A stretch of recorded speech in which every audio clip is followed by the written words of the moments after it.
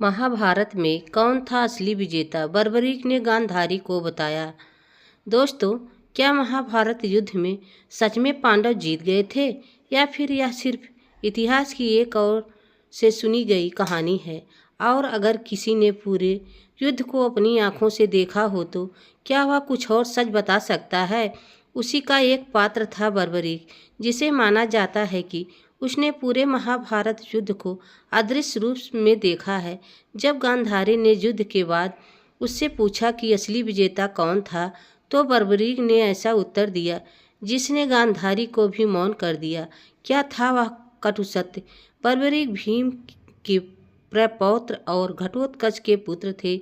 उनका जन्म एक वीर कुल में हुआ था, लेकिन उनसे भी बड़ा उनका वचन था, सदैव हारने वाले का साथ दूंगा। बर्बरीक के पास 3 ऐसे बाण थे जो जिस भी लक्ष्य को चाहते उसे नष्ट कर सकते थे। श्री कृष्ण से मिलने आए युद्ध में भाग लेने के लिए श्री कृष्ण ने उनकी परीक्षा ली और फिर उनके निर्णय से सबको चौंका दिया, क्योंकि अगर बर्बरीक युद्ध में उतरते तो पूरी महाभारत की दिशा ही बदल जाती। श्री कृष्ण को पता चला कि बर्बरीक युद्ध देखने नहीं बल्कि लड़ने आए हैं, तो वह चिंतित हुए। उन्होंने पूछा, तुम किस पक्ष से युद्ध करोगे? बर्बरीक निशांत भाव से उत्तर दिया, मैं उसी का साथ दूंगा जो हार रहा होगा। यह सुनकर श्री कृष्ण गंभीर हो गए, क्योंकि अगर बर्बरीक युद्ध भूमि में उतरते तो लगातार पक्ष बदलते रहते, कोई भी विजयी नहीं हो पाता।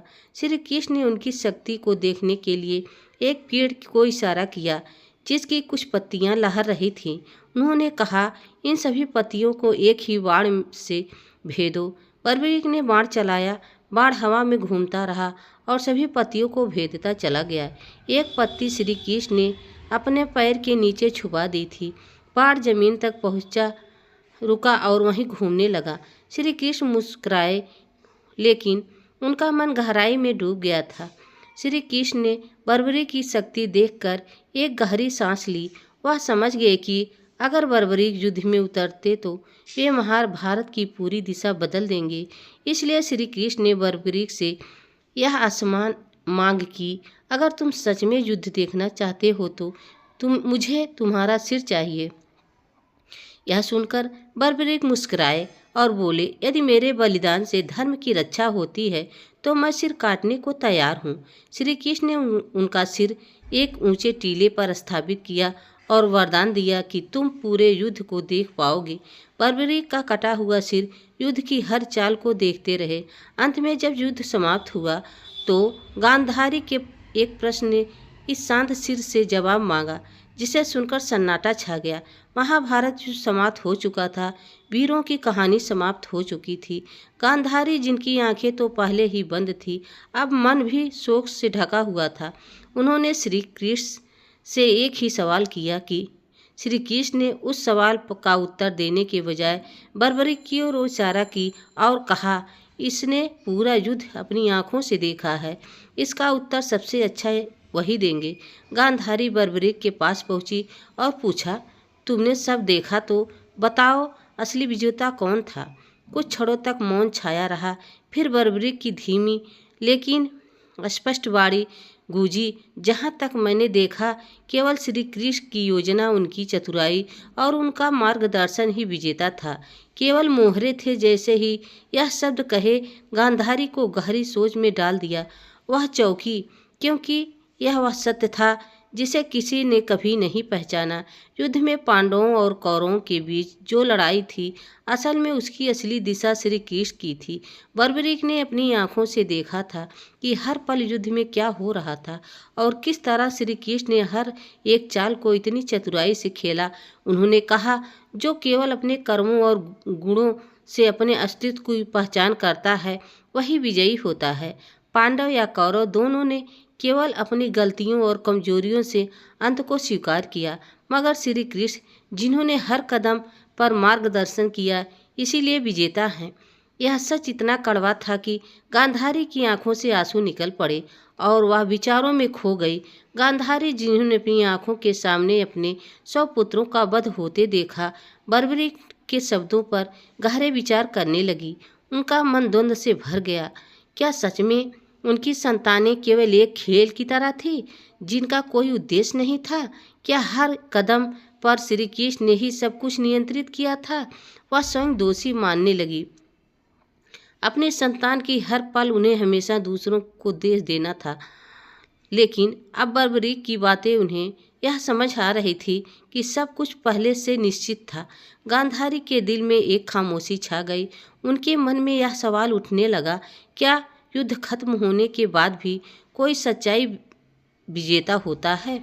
उनके लिए यह सच्चाई स्वीकार करना बेहद कठिन था, क्योंकि यह उनके बेटे की छाया की तरह उजागर कर रहा था, जिसे वह कभी देखा नहीं। बर्बरीक का सिर, जो युद्ध के दौरान चुपचाप सब देख रहा था, युद्ध के बाद का सबसे बड़ा गुरु बन चुका था। उनकी दृष्टि ने महाभारत युद्ध के हर पहलू को देखा था और अब वह इस सत्य को सामने ला रहे थे कि युद्ध कभी भी किसी एक पक्ष का नहीं होता। वह बर्बरीक, जो स्वयं कभी किसी के साथ नहीं लड़ते थे, उनके मन में युद्ध के हर पहलू पर गहरी सोच थी। उन्होंने समझा था कि ना तो पांडवों को जीत थी, ना ही कौरवों की। असल में यह सब श्री कृष्ण की महान योजना का हिस्सा था। यह सच्चाई छिपी हुई थी कि कोई भी जंग भयंकर हो, असल में केवल एक उद्देश्य से लड़ी जाती है, धर्म की रक्षा। बर्बरीक ने महाभारत के हर पल को सिखाया कि शक्ति का असली स्रोत केवल ईश्वर का मार्गदर्शन ही होता है। श्री कृष्ण ने बर्बरीक का सत्य स्वीकार किया और उसे आशीर्वाद दिया, लेकिन साथ ही साथ एक और सत्य खोला। उन्होंने कहा, तुम्हारा बलिदान और तुम्हारी शक्ति तो अद्भुत है, लेकिन असली धर्म तो आत्मज्ञान में है। तुमने महाभारत में जो देखा उसे पूरी दुनिया के सामने लाना चाहिए। बर्बरीक ने अपना सिर चुपचाप झुका लिया और कहा, मेरे जीवन का उद्देश्य अब यही है कि मैं युद्ध की सच्चाई को बताऊं। यह सच्चाई सभी को समझनी होगी, क्योंकि धर्म के मार्ग पर चलने के लिए हर व्यक्ति को श्री कृष्ण के द्वारा दिखाए गए रास्ते की आवश्यकता होती है।